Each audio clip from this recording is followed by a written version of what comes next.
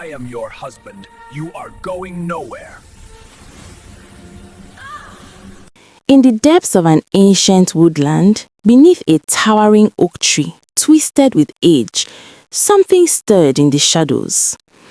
The creature that emerged was no ordinary serpent. It was massive, with scales that shimmered like polished bronze in the filtered moonlight. Then, in a movement that defied nature itself, the serpent's form began to shift and contort. Within moments, where the creature had been, now stood a man of striking appearance. He was impeccably dressed in an expensive charcoal suit, his leather shoes gleaming, a luxury watch catching the light. In his hand, he carried a heavy briefcase of burnished black leather. The man's smile was enigmatic, revealing nothing of his thoughts. Without a backward glance, he strode from the forest with purposeful steps. At the woodland's edge sat a gleaming black luxury sedan, its lights flashing in recognition as he approached. He slid into the driver's seat, placed the briefcase beside him, and drove toward the city's glowing lights. The metropolis pulsed with nightlife. Music spilling from venues, horns blaring, voices rising in laughter and song. The sedan glided through the streets and stopped before a popular entertainment venue where colored lights danced across the entrance. As the stranger stepped out, heads turned. Though no one recognized him, his attire and vehicle spoke of considerable wealth. He entered the club, navigating through the crowd with calm confidence, and settled at a corner table, the mysterious briefcase at his side. Then his attention fixed on the stage, where a young woman named Maya commanded attention with her energetic dancing. Her movements were fluid and confident, her smile radiant under the stage lights. She was well known in this place, always the life of any gathering. The stranger reached for his briefcase. As he opened it, gasps rippled through nearby onlookers. The case was filled entirely with currency, neat stacks of bills packed edge to edge. He extracted several bundles and approached Maya. The music seemed to pause as he began showering her with money, bills floating through the air like autumn leaves. Phones emerged, capturing the spectacle. The crowd erupted in astonishment. Maya stopped mid-dance, her eyes wide with surprise. She beamed and continued performing as the money continued to rain down. Finally, the stranger returned to his seat with that same mysterious smile. Maya couldn't contain her curiosity. She leapt from the stage and hurried to his table, seating herself directly opposite him. "I've never seen you here before," she said, breathless with excitement. The man looked up with gentle eyes. "My name is Marcus." Maya nodded, intrigued, despite an odd feeling she couldn't quite identify. Then he asked a question that stunned her completely. "Will you marry me?" Maya's eyes widened in disbelief. "We just met. You don't know anything about me." "That doesn't matter," Marcus replied softly. "Some connections transcend time." Maya glanced at the briefcase, still bulging with cash. Marcus produced a small velvet box. Inside lay a diamond ring that seemed to capture and refract every light in the room. He knelt before her. The crowd roared. Cameras flashed from every direction. Maya stared at the ring, then at the briefcase, then back at Marcus. Her heart pounded with the intoxicating rush of sudden fortune. "Yes," she finally said. "Yes, I'll marry you." The venue exploded with cheers. Marcus stood and Maya embraced him, inhaling his expensive cologne, feeling as though her entire life had transformed in an instant. Minutes later, Marcus collected his briefcase. "I must leave now." Maya grabbed her purse to follow, but Marcus stopped her gently. "We'll meet tomorrow, same place, same time." She frowned slightly, confused by his departure, but nodded. Marcus walked out carrying the briefcase, leaving a trail of whispers in his wake. He entered his sedan and drove away before anyone could question him further. he returned to the same forest, parked among the bushes, and stepped onto the earth. Immediately, his body began to transform. His limbs twisted, his form compressed, and within seconds, the well-dressed man became once again a massive bronze serpent. The creature slithered into the darkness, the briefcase vanishing with it as though it had never existed. Maya raced home, her heart hammering not from fear, but from exhilaration. She burst through the door of the apartment she shared with her two friends, Elena and Grace, startling them both. "What's wrong?" Elena cried out. Maya thrust her hand forward, fingers splayed to display the glittering diamond ring. "Look at this." Elena's eyes grew enormous. Is that real?" "Real diamond," Maya confirmed proudly. Grace swallowed hard, speechless. Maya opened her purse and began pulling out stacks of currency, dropping them onto the bed. The bundles kept coming, more money than any of them had seen in their lives. "Where did this come from?" Grace whispered. "I met someone tonight, a wealthy man. He proposed to me with this ring and gave me all this money." Elena shook her head in bewilderment. "Maya, are you certain you didn't?" "I didn't steal anything," Maya interrupted. "I told you both to come with me tonight, but you refused. Now look what happened." Grace sat up straighter, her expression troubled. "Maya, I'm happy for you, but this seems wrong. How well do you know this man? Where did he come from? Where did he get all this wealth?" Both Maya and Elena turned on her simultaneously. "You don't understand anything," they said in unison. Grace fell silent, but worry lingered in her eyes. Something about this Marcus felt deeply wrong, though she couldn't articulate why. The following evening, deep in the forest beneath the ancient oak, the bronze serpent emerged once more. Its scales gleamed brighter than before, its eyes luminous in the darkness.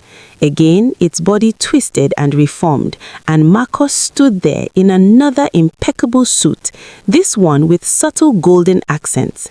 A new briefcase, equally impressive, accompanied him. He drove back to the nightclub, where Maya waited outside with her friends, dressed beautifully. When she saw the sedan, she ran to him and threw herself into his arms. But as her skin touched him, she gasped and pulled back slightly. "Why is your body so cold?" Marcus smiled calmly. "The air conditioning in my car. I prefer it quite cold." Maya laughed and embraced him again, dismissing her concern. Elena and Grace greeted him enthusiastically, though Grace noticed the same disturbing coldness when shaking his hand, a cold that seemed to emanate from within rather than from any car. Inside the club, people who remembered the previous night began shouting greetings. Marcus acknowledged them with a slight nod and proceeded inside with Maya on his arm. Once seated, Marcus leaned toward Maya. "I'd like to visit your parents tomorrow." Maya screamed with joy. Elena screamed. Even Grace screamed, though hers sounded less certain. But from a shadowed corner of the venue, two men watched intently. One was Derek, Maya's former boyfriend. His eyes burned with jealousy as his companion muttered bitterly. "Look at her with that man," the friend said. Derek stared at Marcus with suspicion darkening his features. "Something isn't right about him," he said quietly. Marcus seemed oblivious to their attention. After a while, he stood. "Let's go. I want to show you something." The three women followed him to his car. He drove through increasingly affluent neighborhoods until stopping before an elegant two-story house surrounded by manicured gardens and soft lighting. He stepped out and gestured toward it. "I purchased this property. The deed is in your name, Maya." Maya's scream of joy echoed through the quiet street. She ran to him, leaping into his arms, tears of happiness streaming down her face. Elena and Grace applauded in astonishment, though Grace whispered to Elena, "This is too much, too quickly. Something's wrong." But Maya had nothing except the sound of her own dreams coming true. She danced around the property, touching the walls, opening and closing the gate, laughing like a child. Marcus held her gently when she embraced him again, but his smile carried a quality that might have chilled anyone paying closer attention. The smile of someone concealing a profound secret. The wedding came swiftly. Within a week, preparations were complete. Maya's parents were overjoyed, her mother boasting to neighbors about her daughter's fortunate match. The ceremony was extravagant. Expensive decorations, luxury vehicles, abundant food, live musicians, professional photographers. Maya wore a gown that sparkled like starlight. Marcus stood beside her in white and gold, that enigmatic smile never leaving his face. But one detail troubled the observant. Not a single member of Marcus's family attended. No parents, siblings, cousins, or distant relatives. When whispers began, people rationalized the absence. Perhaps they lived abroad. Perhaps they couldn't travel. After all, with such obvious wealth, who needed questions answered? Nobody investigated his background. Nobody asked where he came from. The display of money overwhelmed any lingering doubts. Even Maya, blinded by love and luxury, asked nothing. They moved into the elegant house together. Maya's confidence swelled with her new status. She walked through her neighborhood with pride, telling anyone who would listen, "My husband is extraordinarily wealthy. I can have anything I desire." But she remained ignorant of the truth about the man she'd married. At first, the marriage seemed perfect. Marcus showered her with gifts, clothing, jewelry, money, attention. He treated her with gentleness. But every single night, he disappeared. "Don't you want to sleep?" Maya would ask, confused. "I have business across the border. I own a manufacturing facility there. I must inspect it personally each night. I'll return by morning." Maya, overwhelmed with wealth and naive in her gullibility, accepted this explanation without question. She didn't ask what he manufactured, didn't inquire about the company's name, didn't wonder how he could travel internationally and return within hours. The money clouded her judgment completely.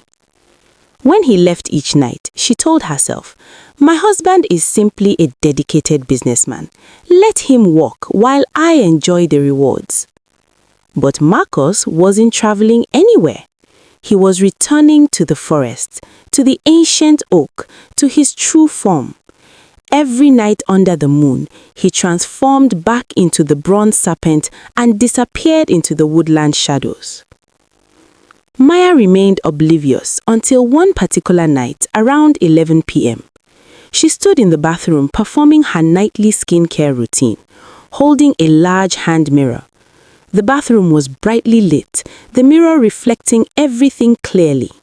She was humming softly when she heard the door open.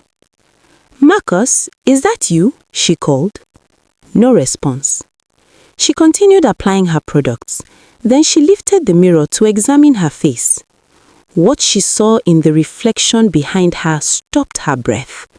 Marcus stood in the doorway, but from the waist down, the mirror showed not legs, but a long, thick serpent tail, bronze scales gleaming, moving with sinuous life. She stared, frozen. Her eyes widened impossibly. Her mouth opened, but no sound emerged. Her hands trembled so violently that the mirror slipped from her grasp and shattered on the tile floor. Slowly, she turned around. Marcus stood there, appearing completely normal. No tail, no scales, no inhuman features, just the handsome face she'd married. "Is everything all right?" he asked calmly. I saw something in the mirror," Maya stammered. "It must have been my imagination." Marcus's calm smile faded for the first time. His eyes sharpened with an intensity she'd never witnessed. "It was," he said simply. Without another word, he stepped out and closed the door. But he didn't walk away. He simply vanished, dissolving into shadow as though he'd never been there at all. Maya pressed her back against the bathroom wall, breathing in ragged gasps. Her legs felt weak. Her entire body trembled. That night, sleep was impossible. She paced the bedroom, repeatedly checking the remaining mirror, afraid to look yet unable to stop herself. Morning arrived with Marcus's return, acting as though nothing had occurred. He wore yet another expensive suit, his demeanor calm and gentle. "Good morning, my love," he said, smiling. Maya's breath came in shallow bursts. The image of that serpentine tail haunted her thoughts. "Why do you look frightened?" Marcus asked. "My first day smile. I didn't sleep well." Marcus nodded. "Understandable. Prepare yourself. We're going somewhere tonight." "Where?" she whispered. "You'll see." His smile was soft, but something in his eyes had changed. Sharper, more knowing, as if he understood exactly what she'd witnessed and was waiting to see what she would do about it. Maya swallowed hard, realizing with growing dread that her life indeed had changed, but perhaps not in the way she'd had imagined.